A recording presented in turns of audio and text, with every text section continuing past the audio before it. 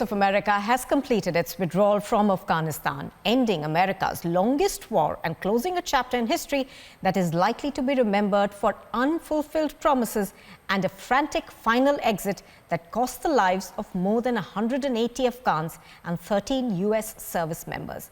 The Secretary of State, Antony Blinken, said that the United States embarked on a new chapter with regards to Afghanistan and shifted its diplomatic operations to Qatar as he expressed commitment in helping every American who wants to leave the war-weary country.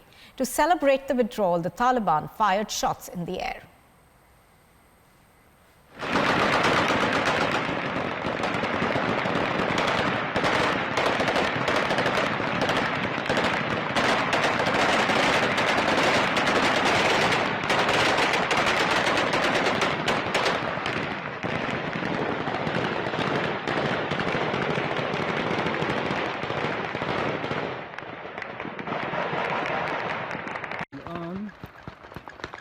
مع طالبان نرى إطلاق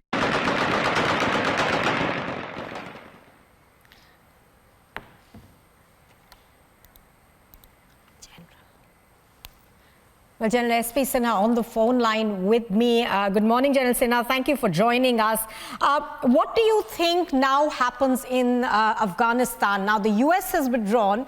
The Taliban has complete control. And what we've seen till now does not seem to suggest that they have changed at all. You see, the DNA of any person or any organization or any country does not change. Pakistan is a clear example, which is the epicenter of terrorism. Now, you see, hitherto, America was controlling Kabul Air Base. The security of Kabul Air Base was with America. Now they are gone today. Now Taliban is in full control.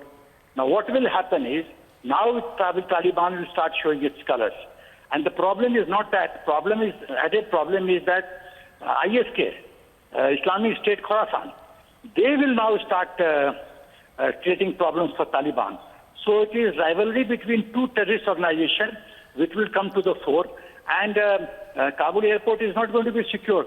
Sometimes the innocent civilians will get killed by Taliban, sometimes they will get killed by ISK. So this is the scenario. And I'm convinced that until unless United Nations dispatches United Nations peacekeeping force and all the airports in Afghanistan are controlled by UN peacekeeping force, things are not going to improve because only America has gone back. What about other citizens from other countries? What will happen to them? America has abdicated its moral responsibility and just run away. How can you leave Afghanistan on 31st just because Taliban gave you deadline? Will Taliban dictate the pattern of behavior of America? This is the question.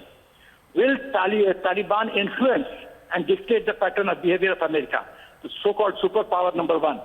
I think it is a pity and it is a matter of shame. For years to come, Mr. Biden will be criticized for his short-sightedness. Right. And few people are saying that America has actually a good game plan.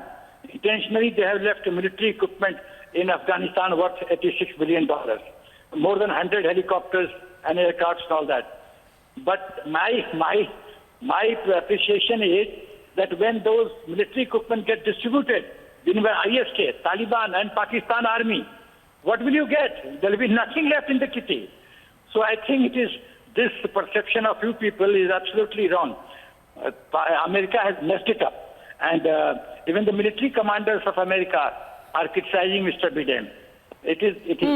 You see, if you want to be a superpower number one, you have to discharge your role, and for that money needs to be spent.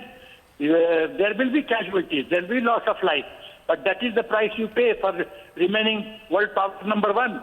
If you want to stay in your house, you stay in your house. You stay in your house.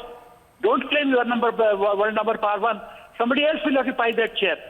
In nature, there is nothing called vacuum. If vacuum is created, somebody else will fill the gap.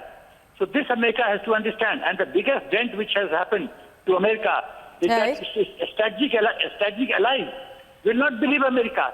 They will think when it comes to the crunch, America will run away. So this is going to be very, very difficult for America to come back. I do not know how America will retrieve this image. And after Second World War, America has not even one victory. You call it Vietnam, call it anywhere. Absolutely. They have messed it up. They have messed it up. Absolutely, Major Sinha, as you're pointing out, the Americans have bungled up things in various countries. Major General Sinha, what do you think will be the implications for the Indian subcontinent, given the rogue players that exist in Afghanistan and the amount of weapons that have been left behind by the US? You see, this Taliban group is a mixed group. Please don't think that Taliban per se are all Pashtuns. No. It is a mixed group. Pakistani jihadis, Uzbekistan jihadis, Turkmen jihadis. There are so many of them groups. In addition to that, there are 15 warlords in Afghanistan. Some of them may be supporting Taliban. But what is going to happen is that the moment these foreign non-Taliban jihadis are left free, okay, your job is over, we have got the power, you can go back. That is where Pakistan will capitalize.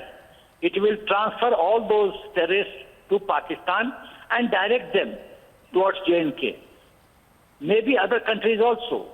So therefore, the threat to Jammu and Kashmir will increase. We don't have to worry much because it doesn't matter to Indian Army whether it is Pakistani jihadis or Talibanis or Al-Qaeda or ISIS. It doesn't matter to us. For us, he is a terrorist and he has to be bumped off. We know how to bump them off. The life of a terrorist commander in Jammu and Kashmir is not more than three months these days. Those days are gone. Then they used to have a jolly good time. Now, second aspect is very dangerous, and that is that when there is a clash between ISK and Taliban for gaining supremacy in the field of terrorism, that is where the problem will start. In Afghanistan, in adjoining areas, Uzbekistan, Tajikistan, maybe Iran, Pakistan definitely. Then the role of TTP is very important. You see, TTP and Taliban are two sides of the same coin. Pakistan was trying to influence the Taliban that you tell TTP not to create problem. Initially, Taliban ordered a committee.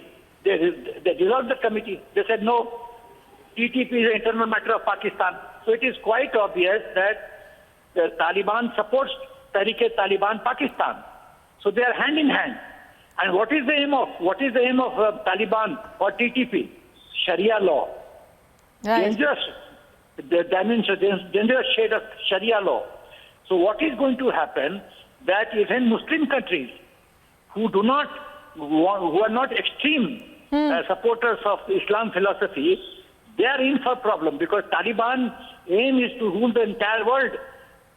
Same is the concept of ISIS. So the whole world is going to experience reign of terror. It is a very, very dangerous thing. Absolutely. But the biggest culprit in the entire game is Pakistan. And people are keeping quiet. They have become distrust. They should act against Pakistan.